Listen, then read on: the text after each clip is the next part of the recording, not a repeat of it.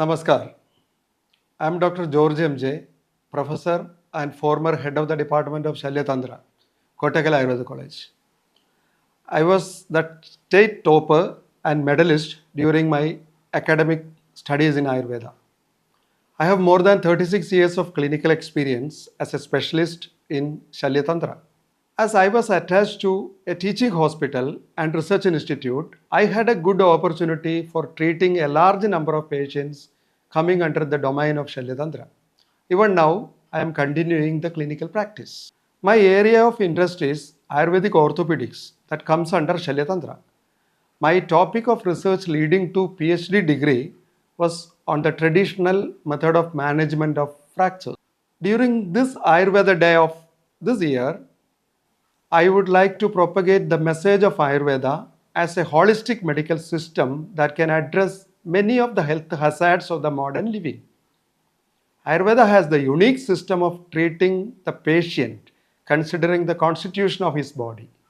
Customization of treatment is the hallmark of Ayurveda. Ayurveda has solutions for most of the lifestyle diseases and chronic illnesses. The medical system encompasses both pacification and purification therapies. Ayurveda not merely aims to increase the longevity alone, but it looks to increase the quality of life as well. Now, I would like to share my views on a common problem, that is cervical spondylosis and its management in Ayurveda.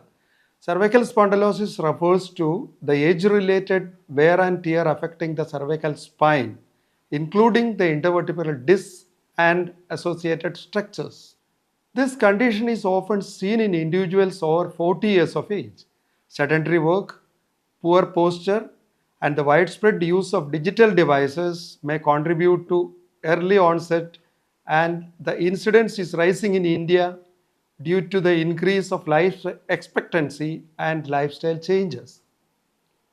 The aggravation of Vata dosha in the cervical region leading to the degenerative changes in the joints, and it can be referred as Griva Sandhikata Vata as per Ayurveda. It is often associated with stiffness, pain in the neck, rigidity, and reduced mobility of the neck, and it affects the motion segment of the cervical spine. The etiological factors of cervical spondylosis include sedentary lifestyle, improper diet and posture, exposure to stress and strain, and certain genetic predisposition. The pathogenesis of cervical spondylosis is starting as age-related degeneration of the cervical vertebra, decrease of cartilage between adjacent vertebral bodies, development of laxity in the spinal supportive ligaments, narrowing of cervical spinal canal leading to the compression of the nerve roots. Vata is the primary dosha involved. Pitta and Kapha are only secondary. Muscles, bones, tendons and ligaments and srodhasas are also involved. The main clinical features are pain and stiffness in the neck, radiating pain to the shoulder and arm and even to the hands. Numbness and tingling also may be associated. Sometimes vertigo is also seen. Diagnosis of this condition chiefly depends upon a thorough clinical examination that includes checking for pain, tenderness, muscle spasm, and joint stiffness. Then, assessment of active and passive range of motion and neurological examinations are to be carried out. Imaging studies like X-ray, MRI, CT scan, and electrophysiological studies are also employed in differential diagnosis. While coming to the management strategies, just like in any other disease, the preventive aspects are of prime importance. This includes the use of Vata pacifying diet, nourishing foods, adequate hydration, and adopting certain lifestyle recommendations like maintaining proper posture, undergoing regular physical activities, managing stress through yoga, meditation, etc. Ensure sufficient sleep and adequate rest also. While coming to the management, Snehana, Swedana, Virechana, Nasya are the chief purificatory measures to be adopted. Snehana and Swedana are indicated for the treatment of Vata Vyadhis. The result of Snehana and Swedana are nourishment of tissues, increase of Agni Bala, and in turn increase the strength of the body. Abhyanga, Sega, Piju, Shirobasti, and Talam are the external Snehana therapies. The most commonly used oil for Snehana is Tila oil. It can lubricate and open up the microcirculatory channels and relieves tension and pain. It softens muscles, ligaments, and tendons, and it corrects stiffness and rigidity and induces elasticity in the body. And Thaila has the dual action of nourishing or depleting the tissue. The preferred rasa or taste for the treatment of cervical spondylosis is Tikta rasa. When Tikta rasa is combined with Snigdha, it pacifies the vitiated Vata dosha and it promotes the nourishment of Asti dhatu. It can strengthen the muscles and ligaments of the neck region. Madhura rasa can pacify vitiated Vata dosha and it is Balya, Brahmana and Rasayana, thus promotes health. The role of Dasamula in this context is worth mentioning. Dasamula has anti-inflammatory properties and analgesic effects. Due to the Vata balancing property, it acts as a muscle relaxant.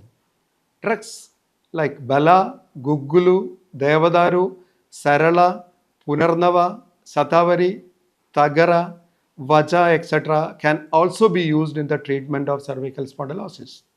Guggulu is effective in Vata Vyadhi and in Asti Majjagada Vata.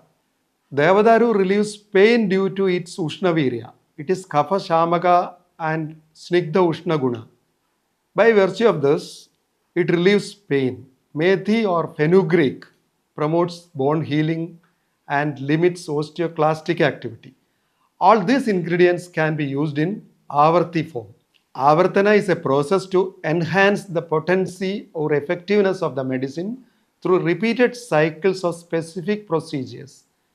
It may enhance the bioavailability of the drug and can optimize the therapeutic effects and allows for more targeted treatment options for various ailments. It may be ideal to follow a comprehensive management protocol in cervical spondylosis. By following the use of Avarti Thailas containing the aforesaid drugs, using Grida preparations internally, using decoctions, rasayanas, external use of medicated oils, massages, postural correction, nutritional diet, and Nidana Tyaga like reducing screen time.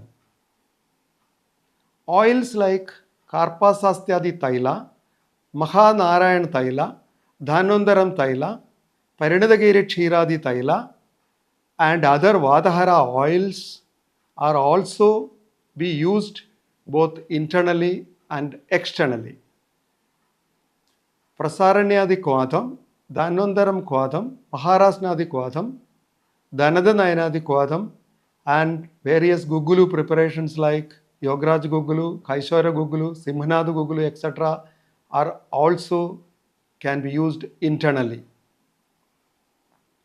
Apart from proprietary medicines, nowadays there are a lot of patent drugs are also available for the effective treatment of cervical spondylosis. Use of neck supporting pillows can considerably reduce muscle strain to the neck. Mild to moderate exercise can increase the strength of neck muscles. Physiotherapy under expert hands is also found useful in the treatment of cervical spondylosis. As the causes of the disease are multiple, there are multiple options for management also. With this, let me conclude my short speech on cervical spondylosis and its management in Ayurveda. Let's all try for a better tomorrow. Thank you. Thank you all.